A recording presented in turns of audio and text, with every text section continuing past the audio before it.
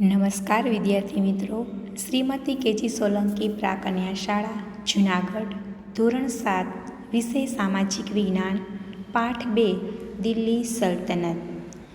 દિલ્હી સલ્તનત એટલે શું? તો કે સલ્તનત એટલે ઈસવીસન 1206થી ઈસવીસન 1526 દરમિયાન ઉત્તર ભારતના વિશાળ વિસ્તાર ઉપર જે શાસકોએ શાસન કર્યું છે તે શાસકોને સુલતાન અને તે શાસનકાળને દિલ્હી સલ્તનત તરીકે ઓળખવામાં આવે છે. હવે આપણે સૌ જાણીએ છીએ કે પ્રાચીન સમયથી જ દિલ્હી છે એ ભારતીય રાજનીતિમાં કેન્દ્રનું સ્થાન રહ્યું છે. 12મી સદીથી તોમર અને ચૌહાણ વંશના રાજપૂતો છે તે સમયમાં દિલ્હી છે એ વેપાર વાણિજ્યનું એક મહત્ત્વનું કેન્દ્ર હતું અને 1226થી 1526 દરમિયાન ત્યાં સલ્તનત યુગ તરીકે તેને ઓળખવામાં આવે છે. હવે આ જે શાસકો છે એ મૂળભૂત તો તુર્ક અને અફઘાનિસ્તાનના જ હતા. એ લોકોએ સવા 300 વર્ષ દરમિયાન દિલ્હી સલ્તનતમાં કુલ 5 વંશજોએ જે સત્તા ભોગવી, તેમાં સૌથી પહેલાં આવે છે ગુલામ વંશ, ખલજી વંશ, તુગલક વંશ, સૈયદ વંશ અને લોધી વંશ. આ 5 વંશજોએ સત્તા ભોગવી અને આ સાથે સાથે આપણે આ એકમમાં એની સાથે વિજયનગર અને બહમની સામ્રાજ્યનો પણ અભ્યાસ કરીશું. હવે સૌ પહેલાં આપણે જોઈએ દિલ્હી સલ્તનતના શાસકો. તો સૌથી પહેલાં એમાં ગુલામ વંશ આવે છે, ઈસવીસન 1206થી ઈસવીસન 1290. ઈસવીસન 1192માં જ્યારે તરાઈના બીજા યુદ્ધમાં સિહાબુદ્દીન ઘોરીએ પૃથ્વીરાજ ચૌહાણ સામે વિજય મેળવી અને દિલ્હીમાં સલ્તનતની સત્તાનો પાયો નાખ્યો.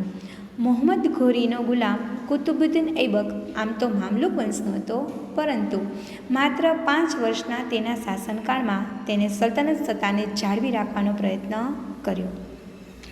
હવે આપણને વિચાર આવે કે આ ગુલામ વંશ છે એની સ્થાપના તો કુતુબુદ્દીન ઐબકે કરી છે, પણ એ તો મામલુક વંશનો હતો, તો એને ગુલામ વંશની સ્થાપના કઈ રીતે કરી? પણ એ મુહમ્મદ ઘોરીનો ગુલામ હતો એટલે એણે એના દ્વારા જે વંશજની સ્થાપના થઈ એને ગુલામ વંશ તરીકે ઓળખવામાં આવે છે. 5 વર્ષના શાસન પછી 1210માં પોલોની રમત રમતા ઘોડા ઉપરથી પડી ગયો અને એનું મૃત્યુ થયું.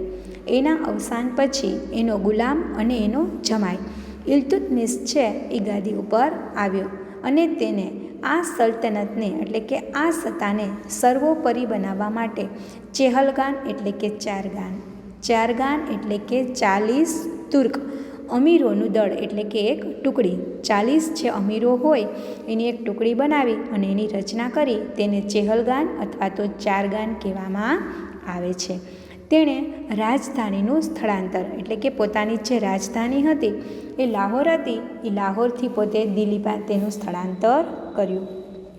આથી એના સમયમાં જે સત્તાનું વિસ્તરણ થયું છે, આથી તેને ગુલામ વંશનો સાચો સ્થાપક માનવામાં આવે છે. જો આ પ્રશ્ન પૂછાય છે કે ગુલામ વંશનો સાચો સ્થાપક કોણ છે, જો એમ પૂછવામાં આવે કે ગુલામ વંશનો સ્થાપક કોણ છે તો કુતુબુદ્દીન ઐબક આવશે. પણ એમ પ્રશ્ન પૂછવામાં આવે કે ગુલામ વંશનો સાચો સ્થાપક કોણ છે, તો એમાં આવશે ઇલ્તુત્મિશ. અને પોતાના એક પણ પુત્રને સુલતાન બનાવવા ઈચ્છતો નહોતો. ઇલ્તુત્મિશ છે એના પુત્રો હતા એ કોઈ કાબેલ નહોતા, એટલે પોતે પોતાના વારસદાર તરીકે, ઉત્તરાધિકારી તરીકે પોતાની પુત્રી રઝિયા છે એને પસંદ કરી. શા માટે? તો કે રઝિયા છે એ પોતાના બધા ભાઈઓ કરતાં સક્ષમ અને કાબેલ હતી. એના અવસાન પછી, ઇલ્તુત્મિશના અવસાન પછી તેની પુત્રી રઝિયા સુલતાના છે એ દિલ્હીની ગાદી આવી અને છે દિલ્હીની ગાદી પર આવનાર, ભારતમાં દિલ્હીની ગાદી ઉપર શાસન કરનાર સૌ પ્રથમ મહિલા શાસક હતી. એવો પ્રશ્ન પૂછાય, આગળ જીકેમાં પણ તમને આ પ્રશ્ન પૂછાઈ શકે કે દિલ્હીની ગાદી પર આવનાર પ્રથમ મહિલા શાસક કોણ હતી? તો આવશે રઝિયા સુલતાના. હવે એ સમયે જ્યારે ઇતિહાસકાર મિન્હાસ એ સિરાજ પણ સ્વીકારે છે કે રઝિયા છે એ શાસન કરવામાં તેના બધા ભાઈઓમાં ખૂબ જ કાબેલ હતી. આમ મહિલા શાસનકર્તા તરીકે માન્યતા મળવી મુશ્કેલ હતી. તે બધા ભાઈઓમાં હોશિયાર હતી, કાબિલ હતી, સક્ષમ હતી, પણ તે સમય એવો હતો કે સ્ત્રીઓને કોઈ શાસકના રૂપમાં સ્વીકારવા તૈયાર ન હતા. એટલા માટે રજિયાને શાસન કરવામાં મુશ્કેલી પડતી હતી. હવે અમીરો જે છે 40 તુર્કી અમીરોનું જે દળની રચના કરી હતી, એ લોકો સત્તાના લાલસાના ભૂખ્યા હતા. એ લોકોને સત્તા જોતી હતી, એટલે એ લોકોએ સતત રજિયા સામે વિરોધ કર્યો. રજિયા છે એ પુરુષના કપડાં પહેરીને જ આવતી હતી, ગાદી ઉપર બેસતી હતી અને સરસ મજાનું શાસન કરતી હતી. આમ આવી અંધાધૂંધી છે, અમીરોએ જેનો વિરોધ કર્યો એવી અંધાધૂંધી 6 વર્ષ ચાલી અને અંતે અમીરોએ ઇલ્તુમિશના પુત્ર નાસિરુદ્દીનને દિલ્હીની ગાદીએ બેસાડ્યો.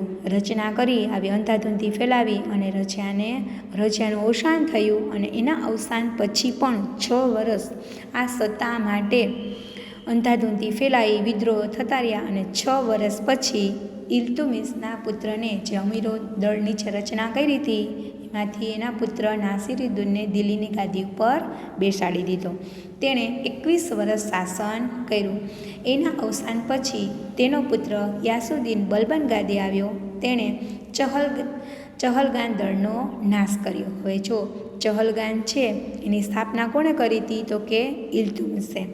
એના પછી આવનાર રજિયા, એના પછી આવનાર નાસિરુદ્દીન અને એના પછી ગિયાસુદ્દીન બલબન આવ્યો તો તેણે એ દળનો નાશ કર્યો. એટલે કે એ શાસનતંત્ર છે એનું એને વિખેરી નાખ્યું.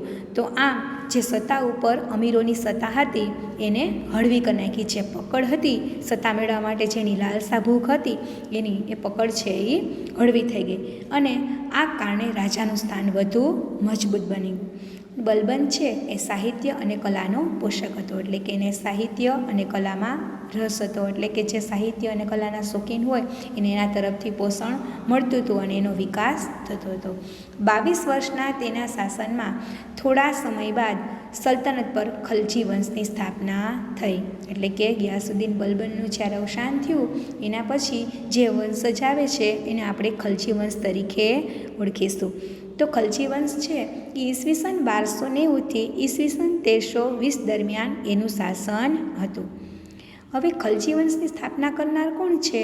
તો કે જલાલુદ્દીન ખલજીથી ખલજી વંશના શાસનની શરૂઆત થાય છે અને તેના અવસાન પછી તેના 6 વર્ષના શાસન પછી દિલ્હીની ગાદીએ મહત્વાકાંક્ષી સુલતાન અલાઉદ્દીન આવ્યો. તેણે ઉત્તર ભારત, ગુજરાત, દક્ષિણ ભારત ઉપર વિજય પ્રાપ્ત કરી અને પોતાના સામ્રાજ્યનો વિસ્તાર કર્યો અને દિલ્હીમાં સ્થાયી સેનાની શરૂઆત કરી. સ્થાયી એટલે એક જ જગ્યાએ સ્થાન લઈ શકે. એટલે કે એને પહેલાં કેવું હતું કે જ્યારે અમીરોનું દળ હતું ત્યારે અમીરો છે એ પોતાની પાસે સેના રાખતા હતા. આમ જ અંધાધૂંધી રજિયાના શાસન દરમિયાન આ અંધાધૂંધી ફેલાઈ હતી. પણ જ્યારે બલબન ગાદી ઉપર આવ્યો ત્યારે એના ચહલગાન દળ છે એનો નાશ કર્યો, એટલે અમીરોની જે સત્તા હતી હળવી પડી ગઈ અને રાજા છે એની પકડ મજબૂત બની.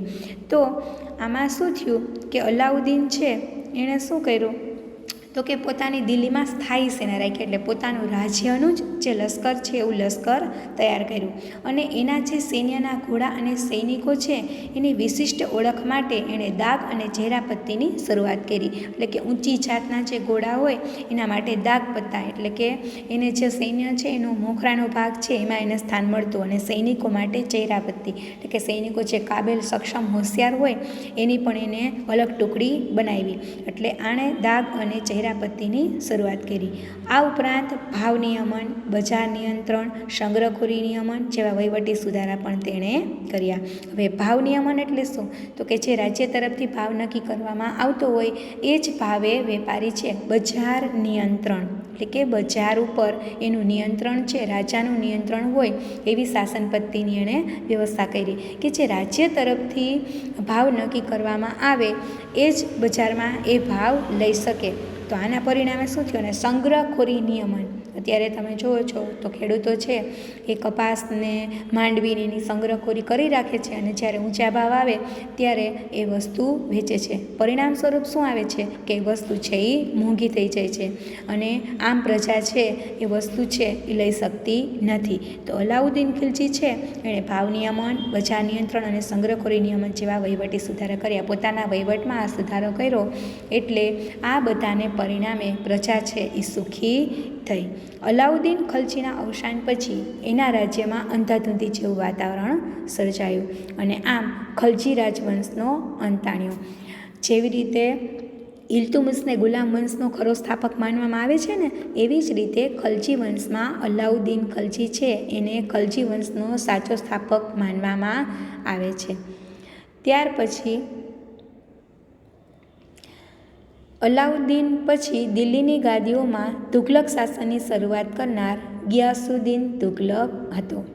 હવે આટલું જાણવામાં આપણે જોઈએ કે અલાઉદ્દીન ખલજી છે એના સમયમાં પ્રસિદ્ધ કવિ અમીર ખુસરો છે જેમણે કિરાતુલ સદાયન, આશિકા, નું વગેરે જેવી પ્રસિદ્ધ સાહિત્ય કૃતિઓની રચના કરી હતી.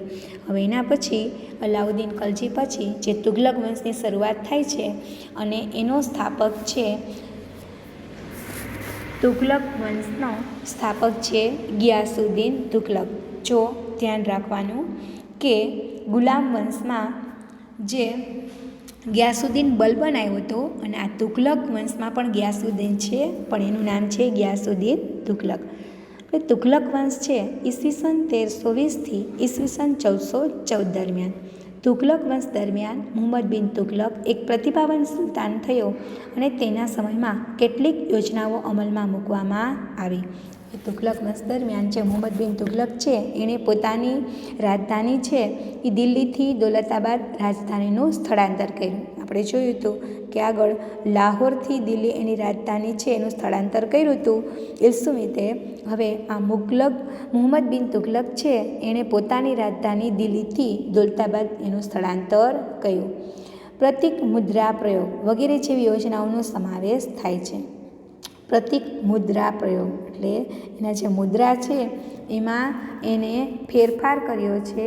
એટલે કે જે સિક્કા છપાવવામાં આવતા હતા એ સિક્કા એને સોના ચાંદીનાની બદલે પિત્તળના અને તાંબાના કર્યા અને એટલા બધા એણે એ સિક્કા છપાવી નાખ્યા હતા કે એના મર્યા પછી પણ 10 વર્ષ એવા સિક્કાના ઢગલે ઢગલા જોવામાં આવતા હતા. આમ એની જે યોજનાઓ છે એને ઘણી ખરી એવી યોજના છે એનો વ્યવહારિકતાનો અભાવ તેમજ તબક્કાવાર અને આયોજનબદ્ધ અમલીકરણના અભાવને કારણે આ બધી યોજનાઓ છે નિષ્ફળ ગઈ. કેમ કે દિલ્હીથી દૌલતાબાદ એને જે રાજધાનીનું સ્થળાંતર કર્યું હતું એમાં લોકો છે ને બહુ જ મુશ્કેલી પડી હતી અને અંધાધૂંધી ફેલાઈ ગઈ હતી અને ઘણા લોકો છે એ સ્થળાંતરના કારણે હેરાન પરેશાન થઈ ગયા હતા. અને જે આ મુદ્રા પ્રયોગ કર્યો એટલા બધા સિક્કા છપાવી નાખ્યા કે એમાં એનો જે ખર્ચ થયો તો આમ એની યોજનાઓ છે એ મોટાભાગની યોજનાઓ છે એ નિષ્ફળ ગઈ હતી અને આ કારણે આ જે સુલતાન છે એને તરંગી યોજનાઓ તરીકે ઓળખવામાં આવે છે. અને જે યોજનાઓ અમલમાં મૂકી હતી તરંગી એટલે કે મનમાં જેવું આવે એવો જે ઘુરિયલ માણસ ન હોય એવી રીતે તરંગી યોજનાઓ તરીકે સ્થાન પામે છે. મુહમ્મદ તુઘલકના સમયમાં આફ્રિકન મુસાફર છે ઇબ્ન બતુતા ભારતની મુલાકાતે આવેલા અને મુહમ્મદ તુઘલક બાદ તેનો પિતરાઈ ભાઈ ફિરોઝશાહ તુઘલક ગાદી આવ્યો. ફિરોઝશાહ તુઘલકના અવસાન બાદ તૈમુરલંગે દિલ્હી પર આક્રમણ કર્યું અને ઈસવીસન 1398-99માં જેથી સત્તાના પાયા હચમચી ગયા અને તુઘલક સત્તા મર્યાદિત બની ગઈ. એટલે કે એના અવસાન બાદ ફિરોઝશાહ તુઘલકના અવસાન બાદ જેના પછીનો જે શાસક આવ્યો હતો અને તૈમુરલંગે દિલ્હી ઉપર આક્રમણ કર્યું અને આમ તુઘલક વંશની સત્તાનો અંત આવ્યો. હવે એના પછી આવે છે સૈયદ વંશ ઈસવીસન 1414થી ઈસવીસન 1451 અને એના પછી છે લોદી વંશ ઈસવીસન 1451થી ઈસવીસન 1526. તુઘલક વંશના શાસનના અંત બાદ ખિઝ્ર ખાએ સૈયદ વંશની સ્થાપના કરી. હવે જ્યારે તુઘલક વંશનો શાસન અંત આવ્યો પછી સૈયદ વંશની સ્થાપના થઈ તો એની સ્થાપના કોણે કરી તો કે ખીચર ખાએ. સૈયદ વંશ બાદ બહલોલ લોદીએ લોદી વંશની સ્થાપના કરી. સૈયદ વંશ છે એ બહુ ઝાઝો સમય દિલ્હી સલ્તનત ઉપર ટકી શક્યો નહીં અને ત્યારબાદ તરત જ સૈયદ વંશની સ્થાપના કરી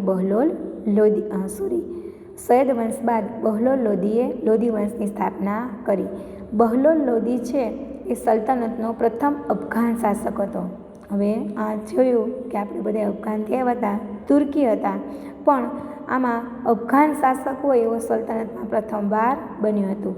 લોદી વંશનો અંતિમ બાદશાહ જે છે એ ઇબ્રાહિમ લોદી હતો અને ઈસવીસન 1526માં બાબર સામે જે પાણીપતનું પ્રથમ યુદ્ધ થયું તેમાં તેનો પરાજય થયો અને આમ સલ્તનત યુગનો અંત આવ્યો અને મુઘલ શાસનની શરૂઆત થઈ કે જે આપણે એના પછીના ચેપ્ટર એટલે કે ત્રીજા ચેપ્ટરમાં આપણે મુઘલ શાસનના સામ્રાજ્ય વિશે અભ્યાસ કરીશું. તો આમ જે 1206થી દિલ્હી સલ્તનત ઉપર જે 5 વંશજો આવ્યા, ગુલામ વંશ, ખલજી વંશ, તુઘલક વંશ, સૈયદ વંશ અને લોદી વંશ, તેને સલ્તનત યુગ તરીકે ઓળખવામાં આવે છે. હવે આપણે તે સમયની રાજ્ય વ્યવસ્થા જોઈએ, એટલે કે સલ્તનત યુગ દરમિયાન જે રાજ્ય વ્યવસ્થા હતી એ કેવી હતી. તો ઈસવીસન 13મી સદીમાં સ્થપાયેલ દિલ્હી સલ્તનતમાં ભારતમાં રાજ્ય વ્યવસ્થાની દ્રષ્ટિએ વિશિષ્ટ હતું, એટલે કે એ લોકોની રાજ્ય વ્યવસ્થા હતી એ સુચારુ હતી. અને તેની શાસન વ્યવસ્થા કેવી રીતે ચાલતી હતી તો કે સલ્તનત શાસનમાં કેન્દ્રમાં સુલતાન હતો, એટલે કે રાજા છે એની સત્તા સર્વોપરી ગણાતી હતી અને જે સર્વોચ્ચ સેનાપતિ, કારોબારીનો સર્વોચ્ચ વડો અને સર્વોપરી ન્યાયાધીશ પણ હતો. અત્યારે આપણે કેમ છે વડાપ્રધાન છે એ કારોબારીના વડા છે ને, તો એવી જ રીતે આ જે રાજા હતો એ સર્વોચ્ચ સેનાપતિ એટલે પોતાની લશ્કરનો જે સેનાપતિ હતો એ પણ રાજા હતો અને પોતાની જે કારોબારી એટલે કે વહીવટી તંત્ર જે હતું, વહીવટી મંડળ હતું એનો સર્વોચ્ચ વડો પણ તે હતો અને ન્યાયાધીશ પણ હતો. અત્યારે કેમ આપણે કોર્ટ છે એમાં જજ ન્યાય આપે છે, પણ ત્યાં તે સમયે એવી અદાલતો હતી નહીં, એટલે ન્યાય છે એ પણ સુલતાન જ કરતો. હવે આ બધું વહીવટ છે એકલો સુલતાન તો ન કરી શકે. અત્યારે જ છે તો આપણું માળખું છે તો શું વડાપ્રધાન એક જ છે એ બધી જગ્યાએ વહીવટ કરે છે? એવું થતું નથી. તો કે વહીવટને સારી રીતે ચલાવવા માટે અને સુલતાનને મદદ કરવા માટે એક મંત્રીમંડળ હતું અને મંત્રીમંડળના મંત્રીઓ છે એને અધિકારીઓની નિમણૂક સુલતાન પોતે જ કરતો. જે મંત્રીમંડળની રચના કરવામાં આવતી એની નિમણૂક છે, એની પસંદગી છે એ રાજા પોતે જ કરતો. આમ સલ્તનત શાસન વ્યવસ્થા કેન્દ્રીય એટલે કે રાજ્ય, પ્રાંતિક અને સ્થાનિક. પ્રાંતિક એટલે કે રાજ્ય. કેન્દ્ર, અત્યારે આપણું શાસન કેમ કેન્દ્ર અને રાજ્યમાં થાય છે, તો ત્યારે પણ કેન્દ્રમાં એટલે કે રાજા છે એ કેન્દ્રમાં રહેતો. એના પછી પ્રાંતિક એટલે જે તે પ્રાંત. અત્યારે જે રાજ્યો છે તો ત્યારે એને પ્રાંત, પરગણા, પ્રદેશ એવી રીતે ઓળખવામાં આવતા હતા. તો પ્રાંતિક. સ્થાનિક એટલે કે ગ્રામ્ય કક્ષાએ. અત્યારે આપણે કેમ છે સ્થાનિક સરકારમાં ગામ, તાલુકો, જિલ્લો, તો તે સમયે સ્થાનિક. એવી રીતે 3 વિભાગોમાં વહેંચાયેલી હતી. સુલતાન છે એ પોતાનું જેટલો સામ્રાજ્યનો વિસ્તાર હોય એના એવી રીતે વિભાગ પાડી દેતા કે આટલા પ્રાંત છે અને એ પ્રાંતની અંદર આટલા ગામડાઓ આવેલા છે. તો એવી રીતે 3 વિભાગમાં વહેંચાયેલી હતી. હવે છે કેન્દ્રીય શાસન. તો કેન્દ્રીય શાસન કેવી રીતે ચાલતું હતું કે સુલતાન છે એના પછી, સુલતાન તો કેન્દ્રમાં હતો જ, એના પછી જે મંત્રીમંડળ હતું એ મુખ્ય ગણાતું અને સુલતાનનો જે પ્રધાનમંત્રી હતો એને વજીર કહેવાતો, કે જે મંત્રીમંડળનો વડો છે એમાં જે પ્રધાનમંત્રી એટલે કે જે મેઇન જે મંત્રી હોય એને વજીર કહેવામાં આવતું હતું. અત્યારે કેમ આપણે રાજ્યના મુખ્યમંત્રી હોય, પછી રાજ્યપાલ હોય, એવી રીતે ત્યારે પ્રધાનમંત્રી કહેવાતો અને જે વહીવટી તંત્રનો વડો હતો. આ ઉપરાંત મંત્રીમંડળમાં સેના વિભાગ, પત્રવ્યવહાર વિભાગ, ધર્મ વિભાગ, વિદેશ વિભાગ અને ગુપ્તચર વિભાગ એવા વિભાગોનો સમાવેશ થતો હતો. અત્યારે આપણે કેમ છે રેલવે, પછી વેપારનું, શિક્ષણ વિભાગ, એવી રીતે પછી જળ વિભાગ, તો એવી રીતે આ વિભાગ પાડવામાં આવતા હતા. આમ થોડા ઘણા અંશે આધુનિક મંત્રીમંડળ જેવી વ્યવસ્થા તે સમયે પણ જોવા મળે છે. અત્યારનું આપણું જે મંત્રીમંડળ છે એવી જ વ્યવસ્થા છે એ તે સમયે પણ થોડા ઘણા અંશે જોવા મળતી હતી. હવે આટલું જાણો. એમાં જોઈએ, અલાઉદ્દીન ખલજીના સમયમાં સરકારી તંત્ર પૂરતી ટપાલ વ્યવસ્થા અસ્તિત્વમાં આવી હતી. ખેપિયાઓ શાહી હુકમો સંદેશાઓ લઈ જતા અને રાજ્યના મહત્ત્વના મથકે ખેપિયાઓ મળતા. આ રીતે અત્યારની ટપાલ વ્યવસ્થાની પારંપરિક આવૃત્તિ તેને કહી શકાય. અત્યારે તો આપણે ટપાલનો કોઈ પોસ્ટકાર્ડ પણ કદાચ તમે નહીં જોયા હોય, એનો ઉપયોગ પણ આપણે નથી કરતા, પણ તમારા દાદા દાદી પપ્પા એણે પોસ્ટકાર્ડ જોયા હશે કે જેને ટપાલ કહેવામાં આવતી હતી. તો એ જે ટપાલ છે એ આપણે લખતા હતા. અત્યારે તો આધુનિક જે ટેકનોલોજી મોબાઈલનો સમય આવી ગયો છે એટલે તમે લોકોએ ન જોયું હોય તો જે ટપાલ વ્યવસ્થા હતી તે સમયે એની આ પ્રારંભિક એટલે કે એની પહેલાંની આ વ્યવસ્થા ગણી શકાય કે જ્યારે રાજા છે એ પોતાના ખેપિયા એટલે કે ખેપ કરનાર એટલે કે યાત્રા કરનાર એ છે એને શાહી ખેપિયાઓ તરીકે, એટલે શાહી એટલે રાજાના, એ પોતાના હુકમોનો સંદેશા છે. તમે રામાયણ કે મહાભારત કે એવી પ્રાચીન સિરિયલ જુઓ, તેમાં તમને દેખાય છે કે કપડાં ઉપર લખેલું હોય અને એને લાકડાની પટ્ટીમાં ગોળ ગોળ વીંટાળી અને સંદેશો મોકલવામાં આવતો હતો. તો રાજ્ય દ્વારા આવા જે નિયુક્ત કરેલા હોય ખેપિયાઓ એ એક સ્થળેથી બીજી જગ્યાએ આવી રીતે આ સંદેશાઓ છે એ પહોંચાડતા હતા. હવે આપણે જોઈએ પ્રાંતીય શાસન એટલે કે પ્રાંત પ્રદેશનું શાસન. સલ્તનત કાળમાં પ્રાંતને જાગીરમાં વહેંચવામાં આવતું, જેને ઇકતા કહેવામાં આવતું. હવે અત્યારે છે તો ભારત દેશ છે એને વહીવટી સરળતા ખાતર કેમ 29 રાજ્યોમાં વહેંચવામાં આવ્યું છે, તો ત્યારે પણ પોતાનું જે પ્રાંત હોય એને જાગીરમાં વહેંચવામાં આવતું અને આપણે ત્યારે કેમ રાજ્ય કહીએ તો એને ઇકતા કહેવામાં આવતું. ઇકતાનો વડો ઇકતેદાર કે મુક્તિ કહેવાતો. અત્યારે આપણે કેમ રાજ્યનો જે વહીવટ કરતા હોય એને મુખ્યમંત્રી કહે છે ને, તો એને ત્યારે ઇકતેદાર અથવા તો મુક્તિ કહેવામાં આવતો હતો, કે જે પ્રાંતની કારોબારી અને ન્યાયતંત્રનો વડો હતો. એનું કાર્ય શું હતું તો કે એની જે કારોબારી હોય એટલે કે મંત્રીમંડળ હોય અને ન્યાયતંત્ર હોય એનો તે વડો ગણાતો. એનું કાર્ય શું હતું તો કે જમીન મહેસૂલ એકત્ર કરવાનું અને સુલતાનને જરૂર પડે ત્યારે લશ્કરી મદદ કરવાનું રહેતું હતું. હવે એનું કાર્ય શું હતું તો કે જમીન મહેસૂલ એકઠું કરવાનું. જમીન ઉપર જે કર લેવામાં આવે એને જમીન મહેસૂલ કહેવામાં આવે છે. તો એ મહેસૂલ છે એ એને ભેગું કરવાનું અને એમાંથી અમુક ટકા ભાગ છે એ રાજાને જમા કરાવવાનો અને અમુક ટકા ભાગ છે એમાંથી લશ્કર તૈયાર કરતો. જ્યારે રાજાને જરૂર પડે ત્યારે લશ્કરી મદદ કરવાનું. જો કે અલાઉદ્દીન ખલજી અને મુહમ્મદ તુગલકના સમયમાં કેન્દ્રીય સેનાને મહત્ત્વ આપી અને ઇકતેદારો પર નિયંત્રણ સ્થાપવામાં આવેલ. આપણે જોયું હતું કે અલાઉદ્દીન ખિલજી પછી અલાઉદ્દીન ખિલજી છે એણે શું કર્યું હતું કે દિલ્હીમાં પોતાની સ્થાયી સેના સ્થાપી હતી. એટલે કે આ જે પ્રાંતના વડા હતા એ જે સૈન્ય તૈયાર કરતા હતા, ખબર છે એને ઓલું 40 તુર્કીનું અમીરોનું દળ બનાવ્યું હતું, તો એણે વિખેરી નાખ્યું હતું એના પુત્રએ. તો એના સમયમાં છે દિલ્હીમાં કેન્દ્રીય સેના સ્થાપવામાં આવી હતી. તો આવી રીતે જે અમીરો હતા એના ઉપર નિયંત્રણ સ્થાપવા માટે આવી રીતે સેનાની વ્યવસ્થા કરેલી હતી. હવે છે સ્થાનિક શાસન. એટલે અત્યારે આપણે કેમ સ્થાનિક શાસન છે ગામ, તાલુકો, જિલ્લો, તો તે સમયે પ્રાંત પછી અત્યારનો પ્રાંત અત્યારનું રાજ્ય, એના પછીના એકમને જિલ્લા અને તાલુકામાં વહેંચવામાં આવતા હતા. અત્યારે આપણે એમ જ છે ને કે રાજ્યમાં જિલ્લા આવેલા છે, તાલુકા આવેલા છે ને ગામડાઓ આવેલા છે. તો એના પ્રાંત એટલે કે તે સમયનું રાજ્ય, એના પછી જિલ્લા એટલે કે જિલ્લાને સિક કહેવામાં આવતું અને એના પછી તાલુકા એટલે કે એને પરગણા કહેવામાં આવતું હતું અને એના પછી ગામ એટલે કે ગામનો વહીવટ કરતું હોય એને મુખી કે મુકદ્દમ કરતો અને તેને પરવારી અને કારકુન મદદ કરતા. ત્યારે આપણે ગામનો વહીવટ કરતા હોય એને કેમ આપણે સરપંચ કહીએ છીએ, તો એ લોકો ત્યારે મુખ્ય અથવા તો મુકદ્દમ કહેતા અને અત્યારે સરપંચને મદદ કરવા માટે કેમ તલાટી કમ મંત્રી હોય છે, તો એમાં પરવારી અને કારકુન છે એ એને મદદ કરતા હતા. તો એ સમયની શાસન વ્યવસ્થા છે એ અત્યારની શાસન વ્યવસ્થાને ઘણી મળતી આવે છે. હવે છે કિલ્લા અને અન્ય બાંધકામ. તો કે સલ્તનત કાળ દરમિયાન જે કિલ્લાઓ અને જે બાંધકામ થયું છે એના વિશે આપણે જોઈએ. તો કિલ્લો એટલે શું તો કે પોતાના રાજ્ય ફરતે જે ઊંચી અને મજબૂત દિવાલ બનાવવામાં આવે છે તેને કિલ્લો કહેવામાં આવે છે. તો દિલ્હી સલ્તનતની સ્થાપનાથી જ ભારતમાં ઇસ્લામિક શૈલી એટલે કે રીત, જે કલા કારીગરી કરવામાં આવે છે એની જે રીત છે એની નિર્માણની શરૂઆત થઈ ગઈ હતી અને એના સમયગાળા દરમિયાન કિલ્લાઓ, મસ્જિદો, મકબરા, મકાનો, બગીચા, દરવાજા અને મિનારાઓ જેવી સ્થાપત્ય કલાની દ્રષ્ટિએ નોંધપાત્ર કૃતિઓના બાંધકામ થયા હતા.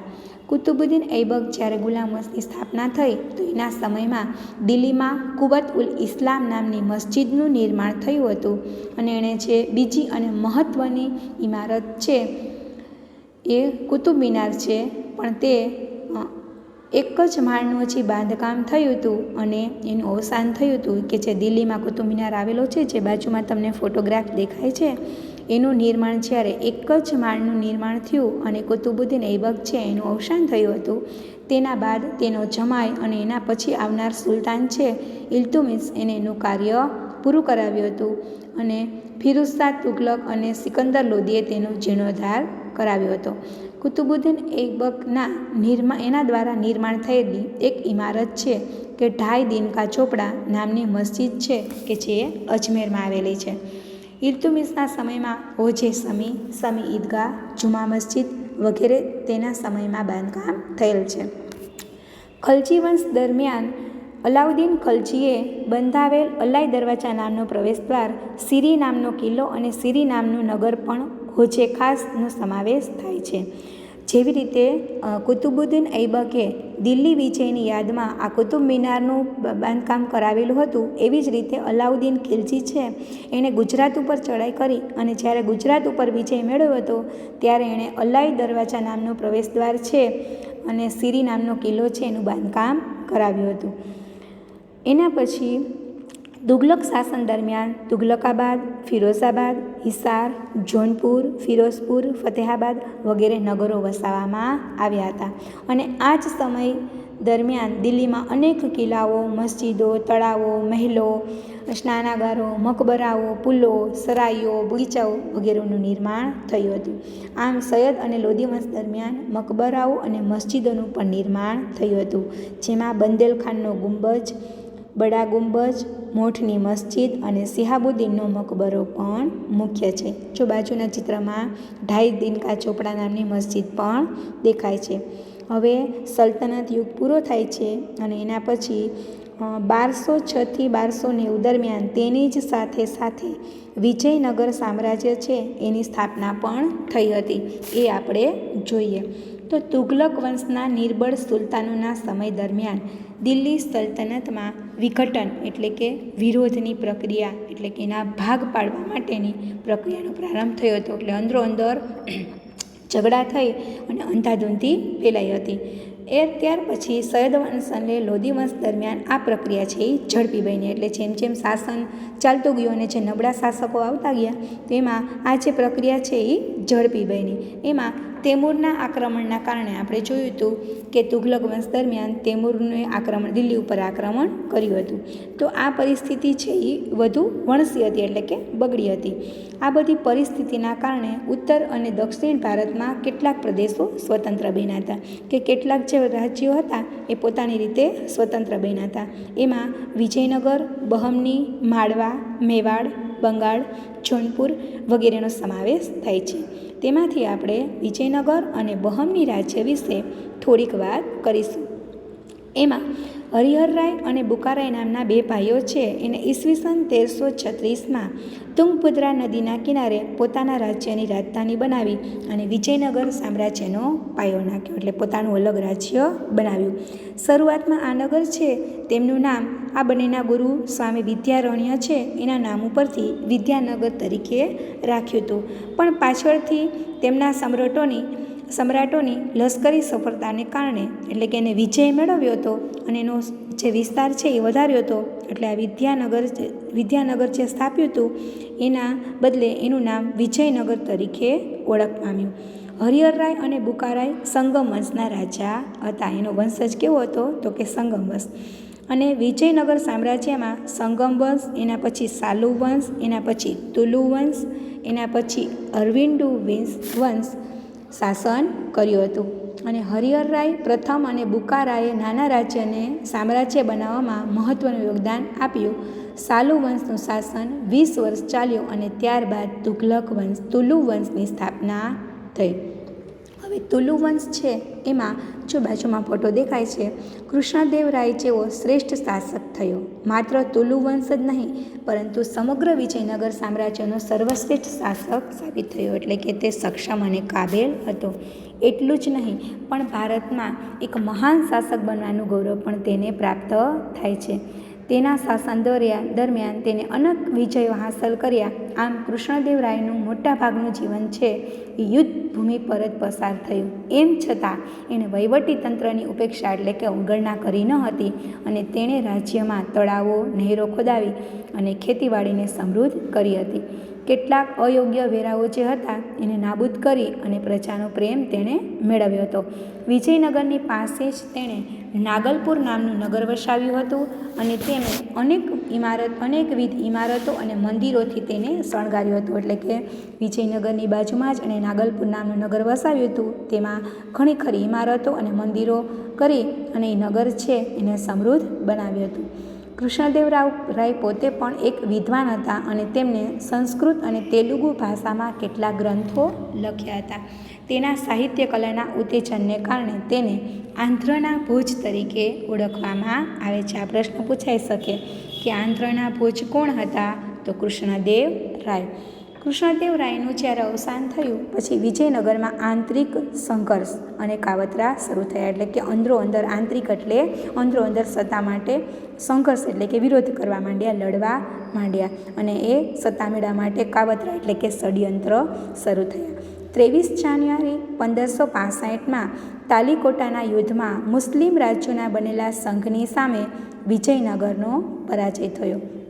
મુસ્લિમ રાજ્યો છે સંઘ એટલે કે એ લોકો એકઠા થઈ અને વિજયનગર ઉપર એણે ચડાઈ કરી અને આમાં વિજયનગરનો પરાજય થયો. યુદ્ધ બાદ પણ વિજયનગર સામ્રાજ્ય એક સદી સુધી ટકી રહ્યું પણ પહેલાં જેવી ભવ્યતા પ્રાપ્ત કરી શક્યું નહીં. આ યુદ્ધમાં પરાજય થયો એ પછી પણ એ એક સદી એટલે કે 100 વર્ષ સુધી ટકી રહ્યું પણ જે પહેલાં ભવ્યતા હતી એવી ભવ્યતા રહી નહીં. હવે એના પછી આપણે બહમની રાજ્યનો અભ્યાસ કરીશું. ઈસવીસન 1347થી ઈસવીસન 1518 દરમિયાન બહમની રાજ્યનું શાસન હતું. તો તુઘલક વંશના સમયમાં જ દખ્ખણમાં ઝફર ખાને ઈસવીસન 1347માં બહમની રાજ્યની સ્થાપના કરી. આ કેમ હરિહરરાય અને બુકારાએ વિજયનગરની સ્થાપના કરી, એવી જ રીતે દક્ષિણમાં ઝફર ખાને બહમની રાજ્યની સ્થાપના કરી. આ રાજ્ય લગભગ 1.5 સદી સુધી દક્ષિણ ભારતની રાજનીતિ પર પ્રભાવ પાડ્યો. એટલે કે 1.5 વર્ષ સુધી શાસન કર્યું. એમાં ઝફર ખાને અલાઉદ્દીન બહમના શાહ નામકરણ કરી અને સ્વતંત્ર શાસન કર્યું હતું. તેણે નવા સ્વતંત્ર રાજ્યની રાજધાની ગુલમર્ગને બનાવી અને પોતાના રાજ્યમાં અનેક પ્રદેશોને જોડ્યા. એટલે કે પોતાનું સામ્રાજ્ય વધાર્યું. બહમની સામ્રાજ્યમાં અહમદ શાહ અને મુહમ્મદ શાહ ત્રીજાનું શાસન છે એ નોંધપાત્ર ગણાય છે. અહમદ શાહે ગુલમર્ગથી રાજધાની બીડર ખસેડી અને બીડરમાં અનેક ઇમારતો બંધાવી અને પણ પોતાની રાજધાનીનું સ્થળાંતર કર્યું. એટલે કે ગુલમર્ગથી બીડર પોતાની રાજધાની લઈ ગયો અને પોતાની રાજધાની બીડરમાં અનેક બાંધકામો કરાવી. ત્યાર પછી મુહમ્મદ શાહ ત્રીજાનો વજીર મહમૂદ ગવા હતો. તેણે સક્ષમ વહીવટી તંત્રની રચના કરી અને મુહમ્મદ શાહ ત્રીજાના સમયમાં બહમની સત્તા મજબૂત બની હતી. પરંતુ ત્યારબાદ મહમૂદ શાહ બહમની બીજાના સમયમાં રાજ્યની તમામ સત્તા તેના વજીર કાસિમ બરીદના હાથમાં આવી અને તેના સમયમાં જ બહમની સામ્રાજ્યનો અંત આવ્યો. આમ સમગ્ર સામ્રાજ્ય બીજાપુર, અહમદનગર, ગોલકોંડા, બીડર અને બરાર જેવા 5 સ્વતંત્ર રાજ્યોમાં વિભક્ત થઈ ગયું. એટલે કે અલગ અલગ રાજ્યોમાં એ અલગ થઈ ગયું. આમ એની સત્તાનો અંત આવ્યો. હવે દિલ્હી સલ્તનત શાસનનો અંત. દિલ્હી સલ્તનત શાસનની સ્થાપના ઈસવીસન 1206માં કુતુબુદ્દીન ઐબક દ્વારા થઈ.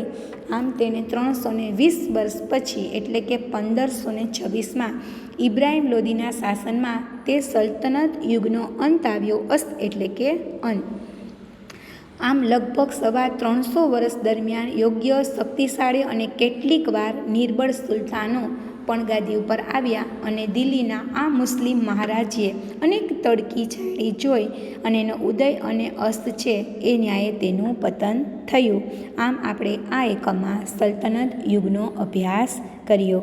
Thank you.